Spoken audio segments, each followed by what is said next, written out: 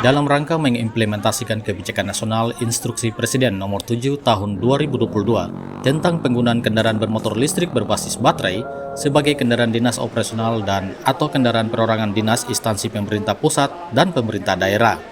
Penjabat Wali Kota Jayapura Frans PK menegaskan dengan pengalihan kendaraan dinas memberikan dampak keuntungan dan penghematan biaya pemeliharaan dan biaya bahan bakar.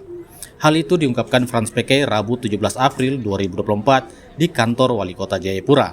Selain itu, kemudahan diberikan untuk pengisian listrik baterai mobil dapat dilakukan di rumah masing-masing dengan minimal 2.500 MW, serta sejumlah stasiun pengisian listrik.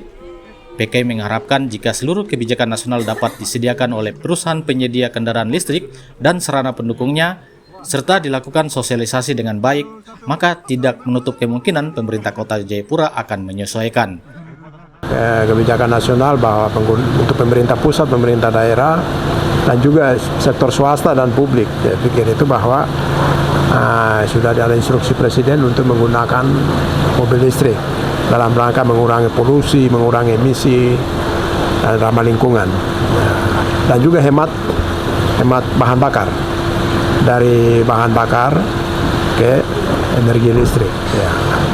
Sudah tentu bahwa memang ada pengalihan itu juga membawa ada keuntungan, ada juga dampak.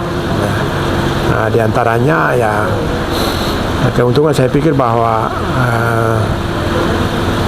penghematannya biaya pemeliharaan, biaya bahan bakar dan lain sebagainya.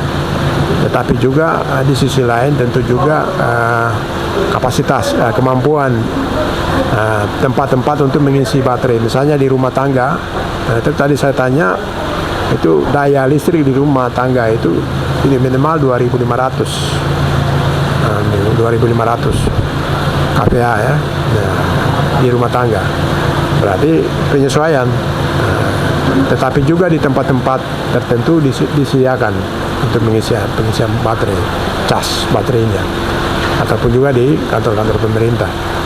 Nah, kalau itu semua sudah bisa tersosialisasikan dengan baik, tersedia dengan baik, maka salah satu alternatif pilihan yang diberikan oleh perusahaan dengan kebijakan nasional dalam rangka ramah lingkungan adalah dengan mobil listrik sebagai alternatif untuk itu. Termasuk di lingkup pemerintahan. Ya, kita pemerintah Kota Jayapura ke depan ya kita bisa arahkan untuk pengadaan kendaraan dinas dengan kendaraan listrik ini.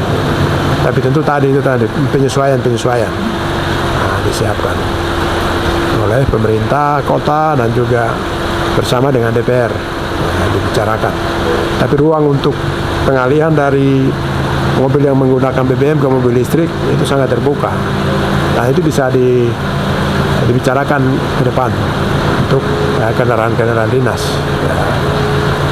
Hanya itu jenis dan tipe kendaraan itu juga akan sangat menentukan dengan ukuran sisi. Kita punya perwal tentang penggunaan standar kendaraan dinas bagi kepala daerah, sekretaris daerah, eselon 2, eselon 3 kita sudah punya standar berapa cc itu sudah ditetapkan. Nah, ke depan kalau itu menggunakan pengalihan menggunakan mobil listrik, SK itu juga bisa direvisi penyesuaian. Untuk memastikan kenyamanan kendaraan listrik, penjabat Wali Kota Jayapura dan jajarannya melakukan test drive sejumlah kendaraan listrik. Dari Jayapura, Papua, para TV News mengabarkan.